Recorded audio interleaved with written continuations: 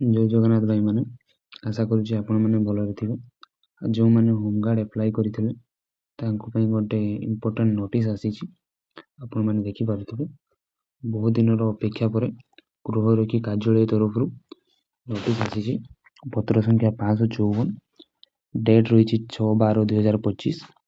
एत द्वारा मयूरभंज जिलार गृहरक्षी आशायी प्रार्थी को जणाई जाउछि कि मयूरभंज पुलिस जिले में गृहरक्षी नियुक्ति 2025 जो प्रार्थी मानकर शिक्षागत प्रमाणपत्र एजुकेशन सर्टिफिकेट और बासस्थान प्रमाणपत्र रेसिडेंट सर्टिफिकेट आवेदन पत्र रे एटेच नहीं तांकर तालिका समस्त थानार नोटिस बोर्ड और मयूरभंज ऑफिशियल वेबसाइट रही सेठारे कारण सहित प्रकाशित होईछि।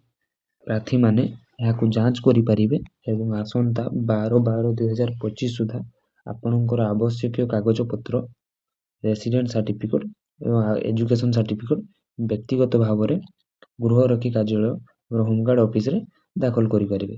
जदि उक्त तारीख सुधा आपनकर कागज पत्र दाखल न करिले आपनकर आवेदन पत्र रिजेक्ट हो।